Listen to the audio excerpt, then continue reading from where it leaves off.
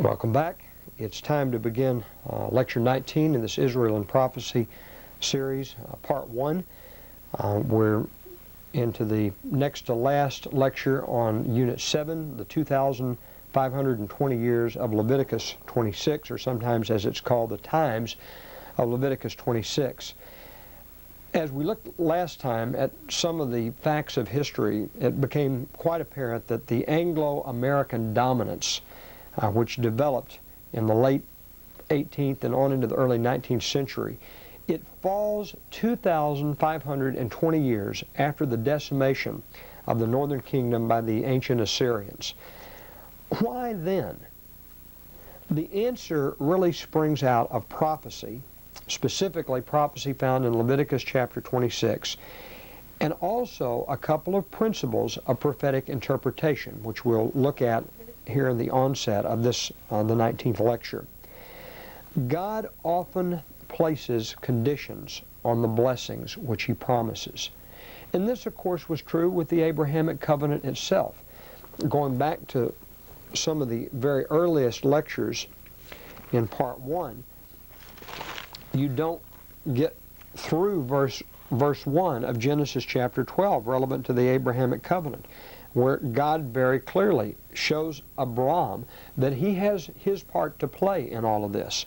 He has to do X before God is going to do Y. Now the Eternal said to Abram, get you out of your country, leave your father's kindred, leave your father's house, and go into a land that I will show you. So very specific conditions. Chapter 17, once again, a very good verse to illustrate this point in verse 1. When Abram was 99 years old, the Eternal appeared to Abram and He said, I am the Almighty God. What are the conditions? Walk before me and be you perfect. So Abram had something to do, and God in return would do something for him. A quid pro quo in the Latin phrase. You give me something, I'll give you something in return, in a sense, is the driving force behind this. Now, God's promises made to the Israelites leaving Egypt in what probably was around the 15th century, mid-15th century BC, they were conditional as well. Let's take a look in Exodus chapter 19, because what God said to them clearly shows that He's expecting a certain behavior in response to the various promises, the promised land, if you will, that He's going to be giving to them. Verse 5, now therefore, if, it's an if-then proposition, if you will obey my voice indeed and keep my covenant, which He's about to make, Exodus chapter 20, a famous passage, chapter of the Bible, where the Ten Commandments are given, and that's in essence the terms of the bargain laid out for the Israelites. If you'll keep my covenant, then you shall be a peculiar treasure unto me above all people, for all the earth is mine. And you shall be unto me a kingdom of priests and a holy nation, and these are the words which you shall speak unto the children of Israel. Moses came, and he called the elders of the people, and he laid before their faces all the words that the Eternal had commanded him. And all the people answered together, as it were, in the voice of a single man. And it says here, they said, all that the Eternal has spoken, we will do. Wrong. That's not the way that it happened. You see, Israel disqualified themselves through disobedience, and there are many references that we could look at. Let's take a glance first at Numbers chapter 13. Numbers 13, we find that the tribes provided each a representative, a spy, a scout, to go into the promised land when Israel was on the verge of entry. perhaps in the spring of the year, perhaps it would have been, as I've seen proposed in earlier times by various ministers, they would have entered with a high hand around the fall festival time, a very appropriate association that would have been made with the taking of the promised land, symbolic in a sense of the promised land coming to God's people at the return of Christ, and so on and so forth. But the spies were selected. They went in chapter 13, we see how they went in and they saw the abundance, the wonders of the land, the prolific, productive capacity of the land. But when they came back, most of those scouts, after searching the land 40 days, they came back and they gave an evil, a wicked, a faithless report. Verse 31, the men that went up with Caleb, after Caleb had told the people, let's go in and once and possess it, for we're able to overcome it. Those besides Caleb and Joshua said, we be not able to go up against these people, for they are stronger than we are. And indeed, that was the case. Every bit as much as we lack within ourselves inherent life. God must resurrect us after our human existence is over. We have the faith that He will do so, as Caleb and Joshua had the faith that God would take Israel successfully into the promised land.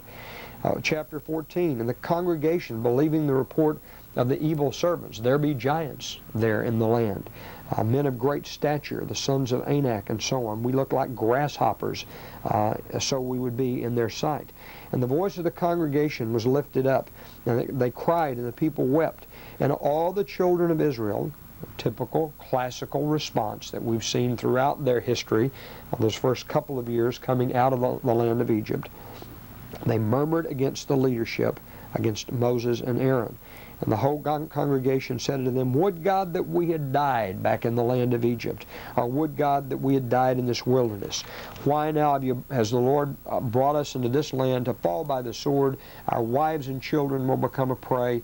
Wouldn't it have been better for us just to stay where we were? The spiritual lesson, of course, when we're called by God, it's very easy for us to want to stay and remain instead of changing our lives and moving progressively toward the spiritual kingdom, the spiritual land of promise.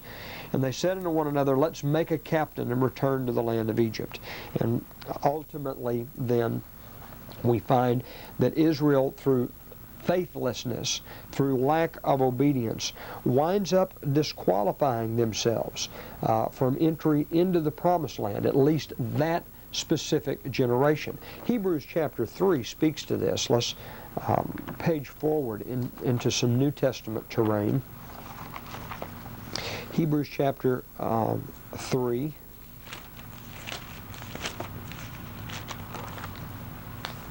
And if you look in verse 8, there's an appeal by the author of this epistle, presumably Paul.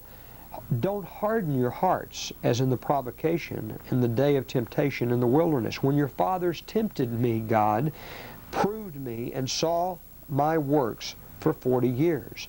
I was grieved with that generation, and said, they do always err in their heart, and they have not known my ways. So I swore in my wrath, they shall not enter my rest. And indeed, the if-then proposition, which was not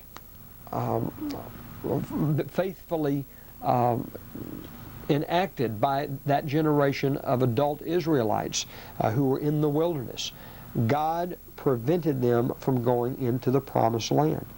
Take heed, Paul admonishes here, brethren, lest there be any of you in an evil heart of unbelief in departing from the living God. But exhort one another daily, while it is called today, lest any of you harden your hearts through the deceitfulness that you find in sin. Goes on to say, verse 17, speaking of those who came out of Egypt under Moses' leadership, but with whom he was grieved for 40 years. Was it not with them that had sinned, whose carcasses fell in the wilderness? And to whom swore he that they should not enter into his rest, but to them that believe not. So we see that they could not enter. Why? Because of their lack of faith, because of their lack of belief. If you turn over to Hebrews chapter 8 and verse 7, once again, we see that the problem was with that generation and its failure to follow through with the things that it had committed before God to do. Verse 7 of Hebrews 8, for if the first covenant had been faultless, there should have been no place been sought for the second. But finding fault not with the laws of God, there's nothing wrong with the Ten Commandments. Shall we throw away the law, as Paul proposes, speaking, as he says, as a fool in the book of Romans? God forbid is his response. The problem in one respect is not with the laws.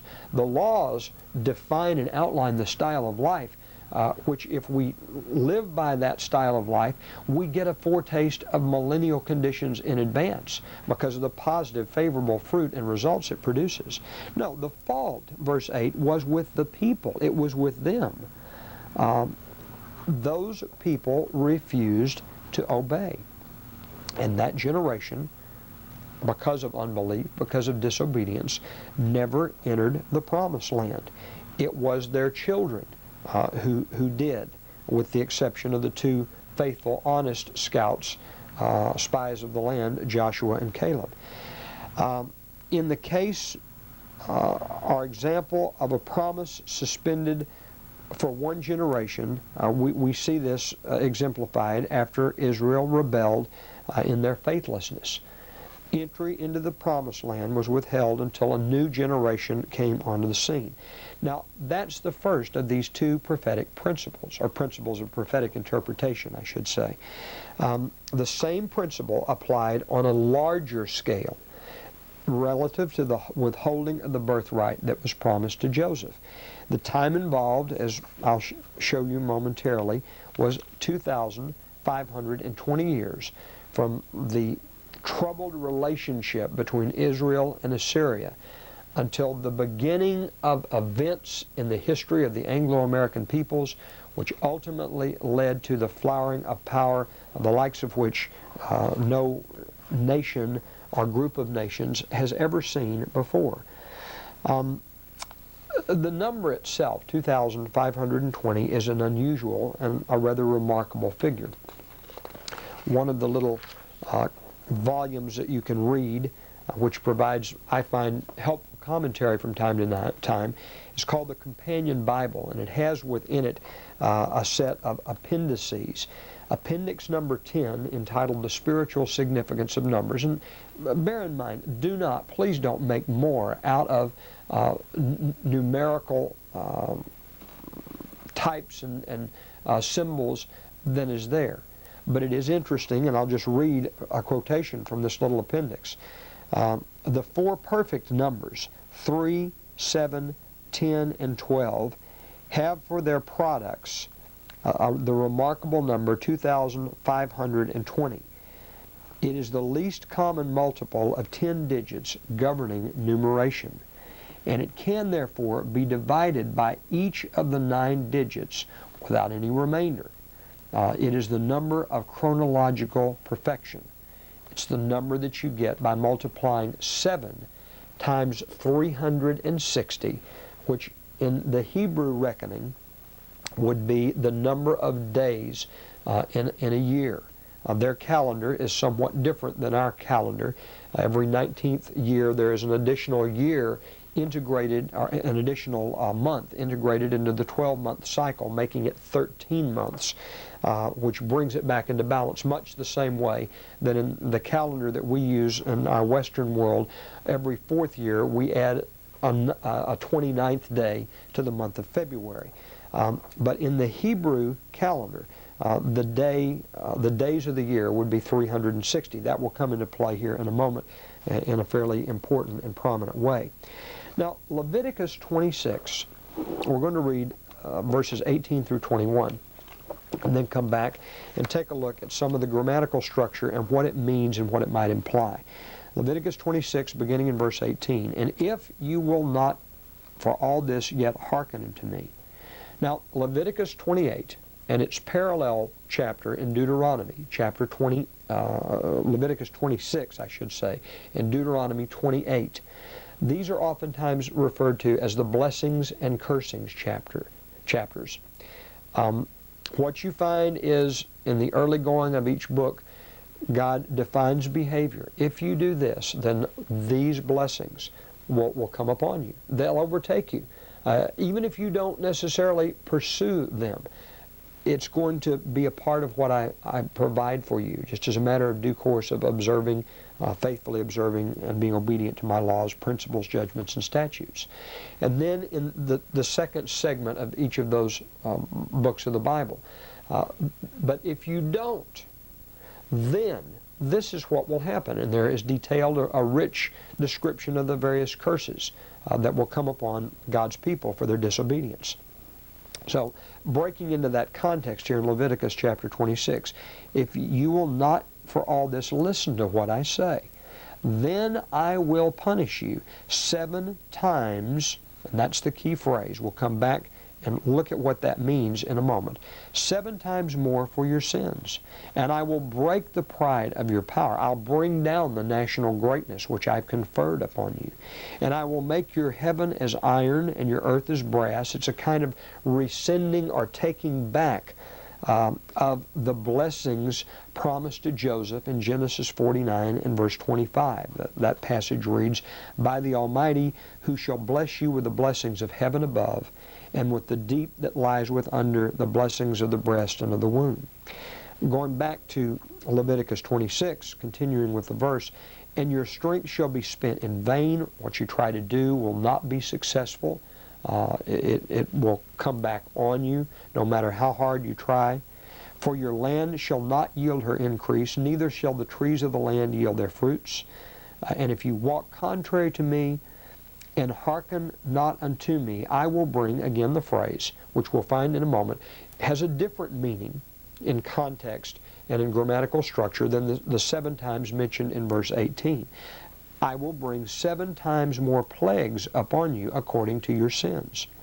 Now, the 7 times in verse 18, in its context and in its Hebrew grammatical construction and structure, it implies here a measurement of prophetic times, which as we break it down momentarily, we'll see equals to a forecast of 2,520 years punishment, or more specifically in the context that we'll apply it here, a withdrawal of the blessing and a withholding of that blessing in much the same way that the Israelites were restrained from entering the Promised Land. That blessing of the Promised Land was withheld from them for a 40-year judgmental period. And then Israel entered the Promised Land. Just as modern Israel, around the late 18th century and into the early 19th century, were able, the Israelite peoples, the Anglo-Israelite peoples, inherited those blessings and those promises. Now the 7 times in verse 21, based on context, based on the wording here, refers to an intensity of punishment. Now, going back to verse 18, how do we deduce the 2,520 years? And it is here that we introduce the second of these 2 principles for interpretation of prophecy, and it's the day for a year principle. I've alluded to this in earlier lectures. We'll spend a little more time here with it now. The withholding of the Promised Land from ancient Israel provides us a model of analysis. Numbers chapter 14. Let's go back and look at a verse there again. In verse 34, we find that God required Israel to remain in the wilderness 1 year for every day that the faithless Israelite scouts spied out the Promised Land. In biblical exegesis, we sometimes see this referred to as the day for a year principle. In verse 34, And the number of the days which you searched out the land, even 40 days, each day for a year shall you bear your iniquities, even 40 years, and you shall know my breach of promise. It wasn't that the Israelites wouldn't enter the land. It's just that those Israelites would be denied opportunity while their successors, their descendants, that next generation of Israelites would. 40 years in all, a day representing a year's time that punishment or that withholding of the promised land of Canaan would be applied. Now, another part of the language of prophecy, sometimes we see referred to in prophecy, this word, a time. And a time in biblical prophecy is equivalent, if you will, to 1 year. Time, and half a times in Revelation chapter 12. You'll find mention in that particular book in reference to prophetic chronology. You're dealing with a year, times 2 years, and half a times 3.5 years. To compute that, you would multiply 360 days times 3.5 and come up with 1,260 or whatever the figure might be. We've already talked then a bit about computing the length of a Hebrew year. In the Hebrew calendar, the months were of equal length, 30 days. A month every 18 years without the intercalary year in the 19th year. That month was comprised of 12, or that year was comprised of 12 months. So 12 months times 30 days for each of those months gives you the 360 days. Now, the day for a year principle we see in operation in other places. Let's just look at a couple of examples. The book of Ezekiel, chapter 4, verses 4 through 6. Ezekiel is given a rather unsavory task of prophesying by various things that he has to do, laying on his left side for a certain number of days, and then on his right, and so on. Ezekiel 4 and verse 4, lay also on your left side, and lay the iniquity of the house of Israel upon it. According to the number of days that you shall lie upon it, you shall bear their iniquity. For I have laid upon you the years of their iniquity according to the number of their days. 390 days shall you bear the iniquity of the house of Israel. And when you've accomplished them, lie again on your right side, and you shall bear the iniquity of the house of Judah 40 days. And I have appointed you each day for a year, amplifying again this principle of prophetic interpretation. Daniel chapter 4, to go back and revisit Nebuchadnezzar. Daniel 4 and verse 32. They shall drive you, Nebuchadnezzar, from men, and your dwelling shall be with the beasts of the field. They'll make you to eat grass like the oxen, and 7 times 7 years of punishment shall pass over you, until you shall know that the Most High shall rule in the kingdom of men, and gives it to whomsoever he will. And that is a forecast of the 7 years which Nebuchadnezzar spent, the time equaling a year. He was insane for a period of 7 years before he was restored to his normal mental state and reassumed his royal duties and responsibilities. Now, how does this play out in regard to the times, the 7 times, if you will, of Leviticus chapter 26 and verse 18? When Israel forfeited its inheritance of the birthright through faithlessness, disobedience, we're going to find that God suspended the giving of the birthright blessings. We compute the 2,520 years by taking 7 and multiplying it 7 years, 7 times, multiplying it times the length of the number of days, 360, in a Hebrew year. 360 times 7 equates to 2,520. Now, when Israel forfeited that inheritance, God, remember, was still obligated to eventually give the blessing back.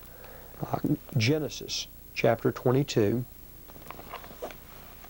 and verse 12. I might quickly add as we're turning there, God likewise is, when the blessings will be withdrawn in a future time from the Israelitish people. Because remember, those prophecies which talk about Israel at the return of Christ speak in terms in Jeremiah chapter 30 of it being the time of Jacob's trouble, a time unlike anything before or anything ever that will happen again. We find Israel in the prophecies relevant to the return of Christ having to be taken out of captivity and restored.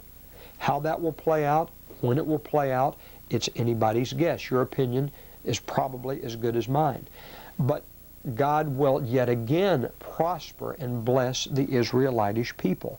It's part of an unconditional promise that He made, and we'll look in Genesis 22 now. We talked about this earlier in our lecture sessions on the Abrahamic covenant, but let's reiterate. There was a point at which those promises went from being an if-then proposition to an unconditional commitment on the part of God to prosper and bless the descendants of Abraham. And He's done that, as I've tried to show, successively in stages, building to the grand finale, which will not come, as good as we may have it as Americans and citizens of the United Kingdom and the Commonwealth countries.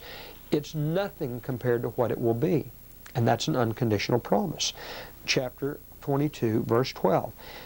God stops the execution of Isaac, saying, "Don't lay your hand upon the lad, neither do anything unto him, because now, Abraham, I know you've let go of that which is most precious, of greatest value in all of your life. I know, because you are willing to do that you fear me, and that you have not withheld your son, your only son, from me, that I can count on you to be willing to do what I tell you to do." Then in verse 16, God says, "By myself I have sworn." In other words, there are no other parties to the agreement at this stage in the story. "By myself I have sworn, says the Eternal, for because you have done this thing, and you have not withheld your son, your only son, that in blessing I will bless you, in multiplying I will multiply your seed as the stars of heaven, and as the sands which is upon the seashore, and your seed shall possess the gate of his enemies," implying that strategic control of various areas to guarantee and to ensure military and political dominance. Now, in our Church of God tradition, as we have examined and explored and taught the doctrine of understanding or belief regarding Israel's identity in modern times, we, especially on this side of the Atlantic, in North America, we've tended to focus on a specific year, and not only that, a specific event. We've narrowed the focus to the year 1803, the year when the Louisiana Territory was sold by Napoleon to representatives of the United States government. We compute that by taking the year 718, one of the dates which is suggested for the final fall of Samaria, the capital of the northern kingdom, and the deportation of those last waves of captives to be taken away and relocated in Assyrian territory. We look at 718 and we subtract that number from 2,520, which leaves us with a remainder of 1,802. Now, since there is no year zero between AD and BC time distinctions, you have to add to that the number 1.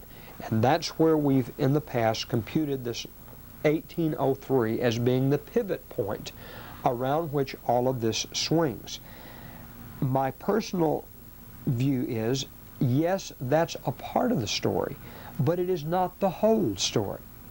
In fact, I find the view, even as an American, to be unnecessarily and perhaps offensively Amerocentric to those people who would be outside the American sphere of these promises given to the descendants of Joseph. It is tied, shall we say, too tightly to the Louisiana Purchase. The fulfillment of the birthright blessings and promises at the level that it was given 2,520 years after the problems between Israel and Assyria unfolded. Those blessings did not come instantly. It's not like walking to a light switch and flipping it on or flipping it off. World history doesn't unfold that way. The same thing could be said in the case of the Roman Empire. In AD 476, Romans didn't open the Roman Express in Times and read a banner screaming headline that says, "Rome fell yesterday." With the retrospect of history, looking back over the long view, we see that, yes, in 476 AD, the deposition of the young Roman emperor, Romulus Augustus, if I remember correctly the name, is the event that can be used as kind of the landmark, the point from which Rome no longer in its traditional form exists. It ceases at that point. But those who lived in the midst of that didn't necessarily know to be able to make that call. There were many events that led up to that point, many events that followed in its wake in a kind of denouement of sorts, which are a part of that whole broader process. And here's where I would like to introduce a differing approach. Now, there have been others like Raymond McNair, and I'm sure quite a few other individuals as well, who have proposed this notion, but this is my own personal perspective on the matter. What is more reasonable, and what I would suggest as a way to consider this whole issue of the 2,520-year withholding of the birthright, is to look at the withholding of that blessing, to view it as a part of a broader process, a sliding process, if you will, which extends 2,520 years distance from the broader sweep of Israelite-Assyrian relations. Now, let me explain what I mean by that. The point of departure, in essence, can be described as the mid-8th century BC. Well, actually, the mid-9th century BC, the mid-800s BC. It is at that point that we begin to see in the historical record the appearance of Assyria, starting, yes, in a small way, but ultimately building to a grand crescendo, a great finale. This Assyrian intrusion into the affairs of the northern kingdom. And if you take that mid-9th century BC date as a point of departure, and you move forward on the timeline, 2,520 years, you're going to arrive around the time of 1660 in the AD time frame. Let's start our examination at that point. You move forward in an analysis of Assyrian-Israelite relations and go beyond, in fact, the 722 to 21 through the 718 BC campaign of Shalmaneser V and Sargon II against the Israelites, which indeed resulted in the deportation of most of the population.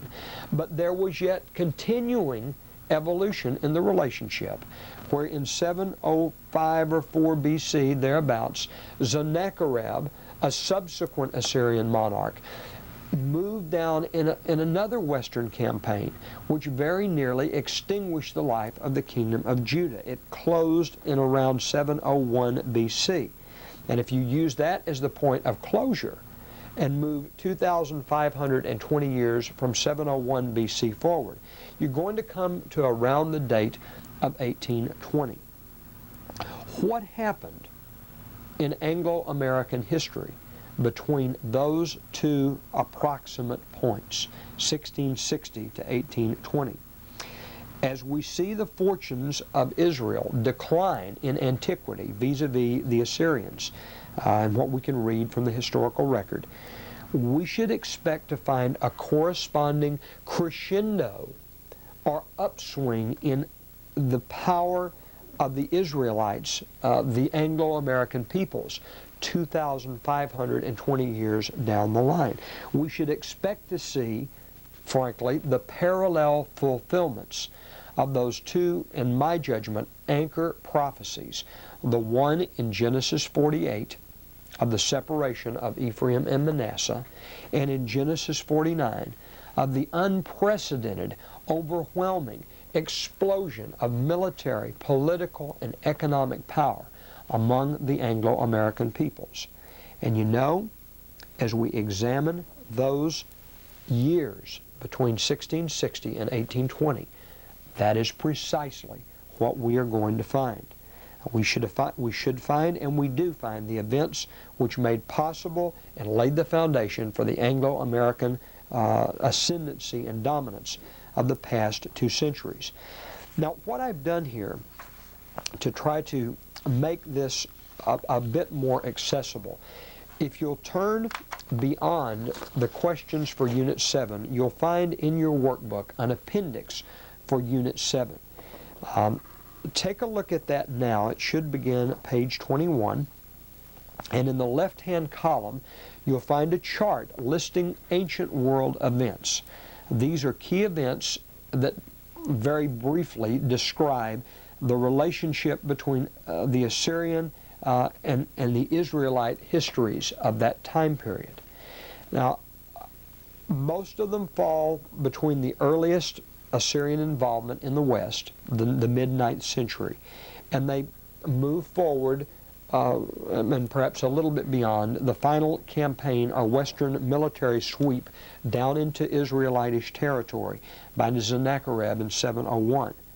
The right-hand column, you'll find a listing of modern events which parallel this and which take place 2,520 years after the fact. And you'll find in the center column, separating the right and left-hand columns in very bold black letters, 2,520 or 2520, implying that there's a separation of that length of time between what you see in the ancient world and what begins to unfold in terms of modern events.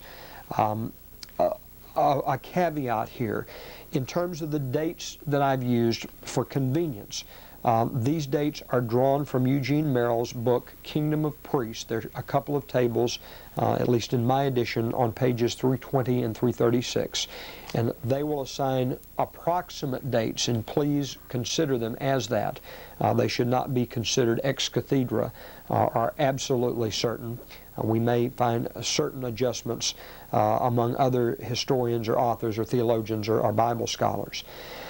But I want to work our way through this chart in a kind of one-on-one fashion, mainly to dramatize and highlight the point that this bequeathing of the birthright, this releasing of the promises that had been withheld for over 2,000 years, you see almost a mirror image as you look at the events on one side and then examine them on the other.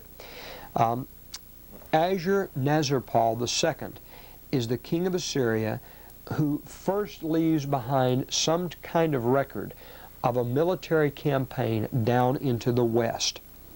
And there's some remarkable quotes. I've read some of these, or parts of some of these, to you before, but I want to introduce them yet again here, again to illustrate, to heighten, to highlight, to dramatize this whole broad sweep of Assyrian-Israelite relationships. Lawrence Boat, in Reading the Old Testament, writes, 200 years from 922, when Jeroboam I began to rule, down to 722, when the northern kingdom fell to the Assyrians, those 200 years were mostly taken up by war. Either battles against Assyria, border disputes with Judah, revolts by subject peoples such as Moab, or the struggle against the growing power of the new Aramean state of Damascus in Syria.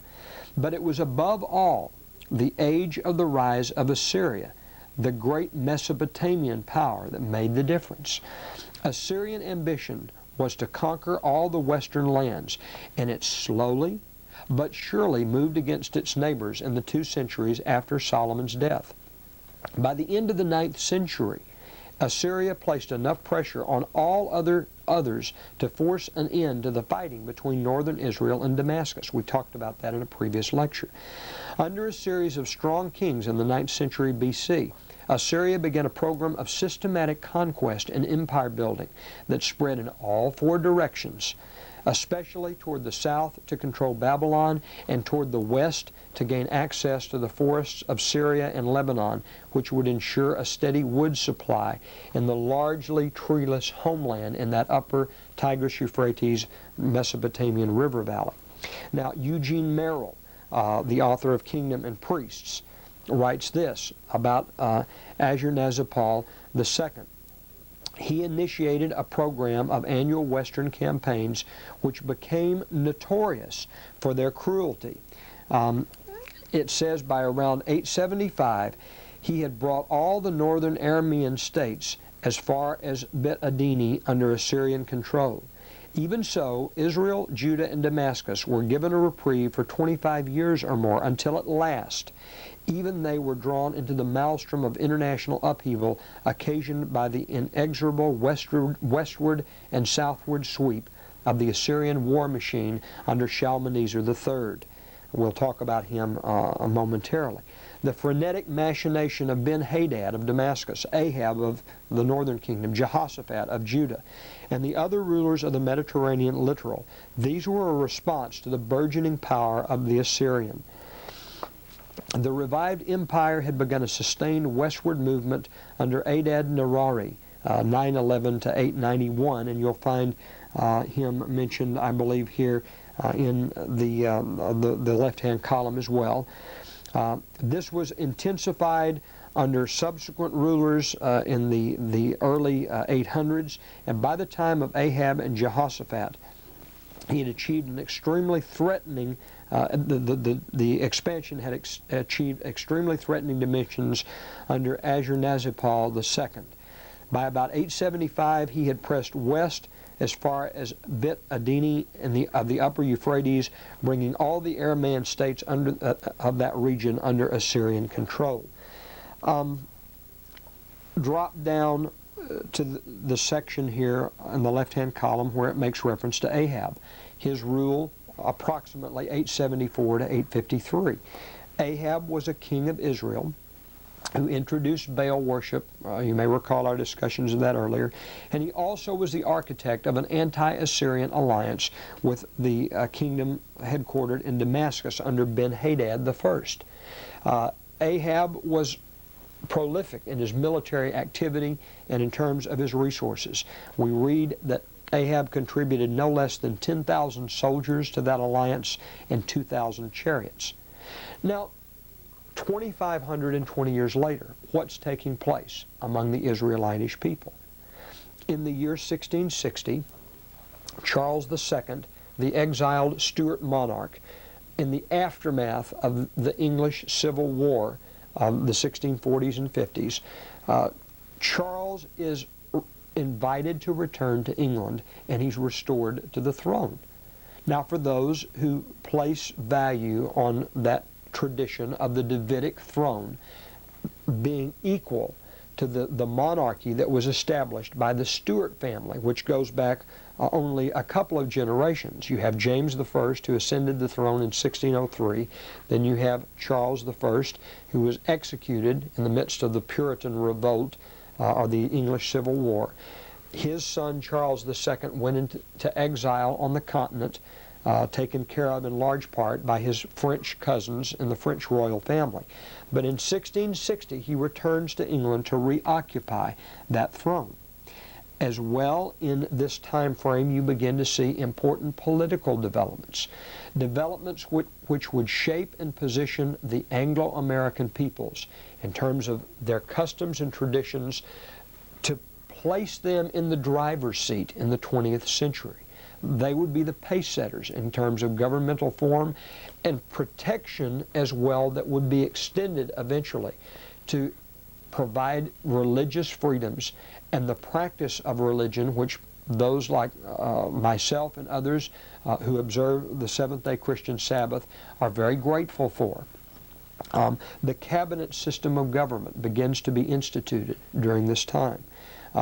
Charles II was the architect of the Declaration for Tender Consciences, not for reasons of protecting God's true people by any means, but in 1672 he introduced this measure, which was designed to allow Roman Catholics and dissenting Protestants outside the boundaries of the authorized, established Anglican Church, or the Church of England. It faltered and it failed. It met with resistance, but ultimately it established a principle and precedent which became part and parcel of the ecclesiastical outlook among the Anglo-American peoples. Now, we read a moment or two ago a reference to Shalmaneser III. He was a highly imperialist-minded monarch, and if you look in the left-hand column, you'll see his dates are 858 to 824. He launched campaigns into Syria, and we know from one of the most remarkable monuments extracted out of the archaeological remains of the Assyrian Empire, Shalmaneser's Black Obelisk, that Jehu, the king of northern Israelites, he became a tributary to Shalmaneser III. We'll take a look at a quotation here from the volume edited by the Biblical Archaeology Review editor Herschel Shanks, called Ancient Israel. It says that around the mid-9th century, Jehu voluntarily became a vassal of the Assyrian monarch Shalmaneser III. He began paying tribute to Assyria soon after he ascended the throne. Jehu evidently considered it prudent to reverse Israel's policy toward Assyria, which had been one of hostility, in order to secure Assyrian help against Israel's chief enemy, Hazael, the ruler in Damascus over the Syrian kingdom. Now, another dimension to this is that even as early as the mid-9th century, we have Israelite subservience to the Assyrian intrusions coming out of the north. Now, one footnote, or one aside, let me just make reference to this, which actually, by the way, is a literal footnote, footnote 300, or 349, I believe it is, in Eugene Merrill's book, Kingdom of Priests. One specialist in the field, a biblical scholar, Kyle McCarter, suggests that the word translated Jehu on the stela should rather be identified with Joram, the son of Ahab. And you can find references there to him in 2 Kings 8, verses 16, and then again 21 through 29. He says that it is not referring to Jehu. Reading Yah as the hypochorism for Joram solves two problems. The king in view is called the son of Omri, an improbable designation for Jehu, since he in fact is the Israelite usurper which wiped out the family of Omri and founded his own separate dynasty. 2 Kings 16 verses 16 through 28 documents that. And secondly, it is unlikely that a king would pay tribute in his first year, so argues Kyle McCarter. Even if that proposition is true, what then you have is a pushing backward in time, since the king in question here, Joram, is a predecessor to Jehu. In other words, our timeline would extend back even further in terms of the involvement, the Assyrian involvement in Israelite affairs. By the way, in answer to one of the questions which you will need to address in the unit questions for Unit 7, the significance of Shalmaneser's obelisk, which I think I mentioned in a previous lecture, is that provides for us the first visual portrayal, or the first image of an Israelite in the record of art history, I guess we could call it.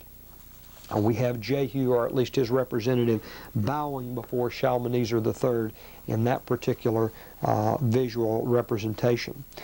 Now, across the timeline from Shalmaneser, and if you drop down, you'll also see Jehu, king of Israel, designated toward the bottom of the page.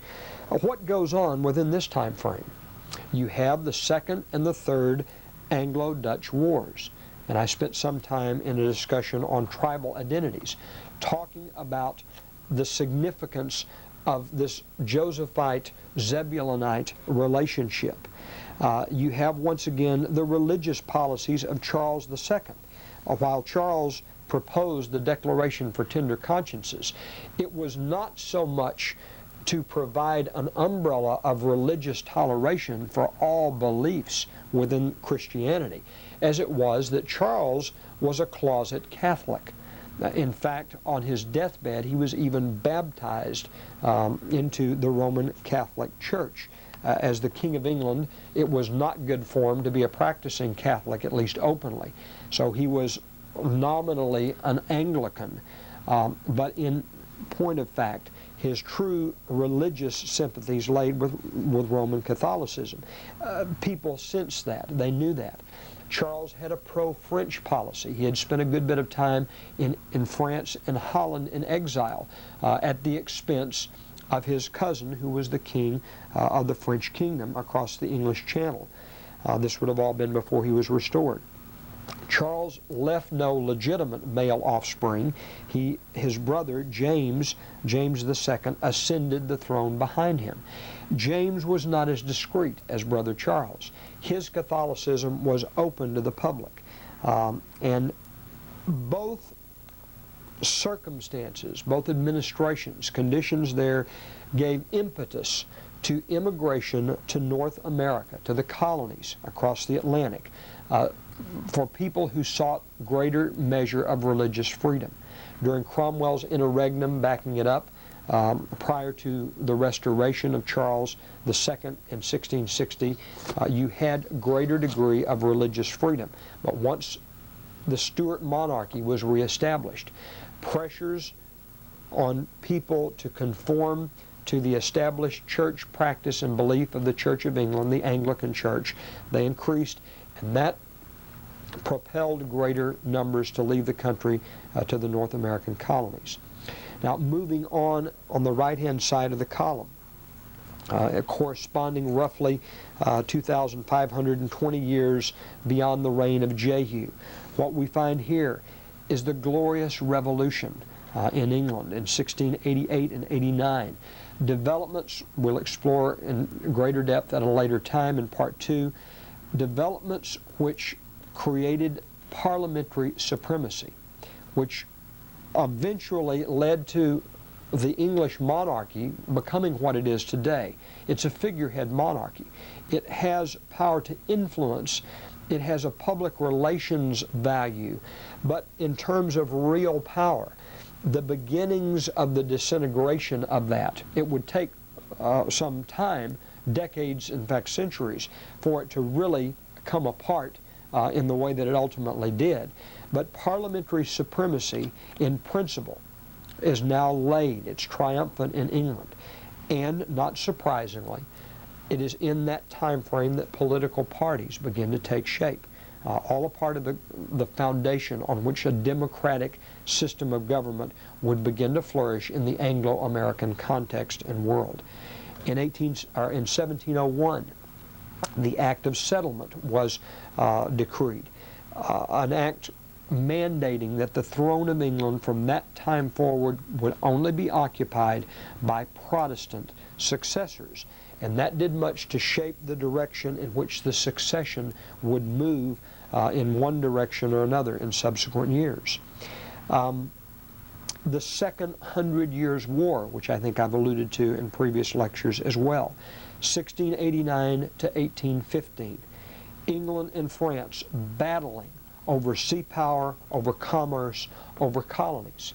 And all this had to do, or began, I should say, with the foundation of the alliance system by William of Orange, a Dutchman married into the royal English family, who, because of his Protestant religious beliefs, was invited to become the King of England. And we talked about that in terms of Zebulun and tribal identities. He initiated this war, which lasted from 1689 to 1697, the purpose being to stop French expansion on the continent. And again, we get this intertwining of Reubenite, Josephite, Zebulunite history. All players unwittingly angling for a position to grab that double portion of the birthright. 1701, the War of the Spanish Succession. By the time the dust settled from that conflict, we find the British Navy now the largest navy in the whole of Europe.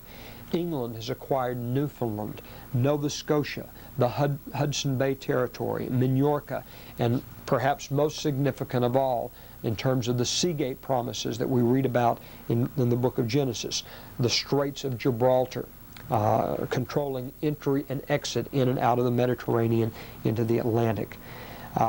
England's status as world power now begins to be confirmed. We'll draw closure here at this point and come back, and then for the final lecture of Part 1, Lecture 20, we'll pick it up here where we've left off and continue to examine this trajectory of events and the separation by 2,520 years in our broad sweep of Israelite-Assyrian relations, and the flip side of that coin, the ascendancy of the Anglo-American peoples.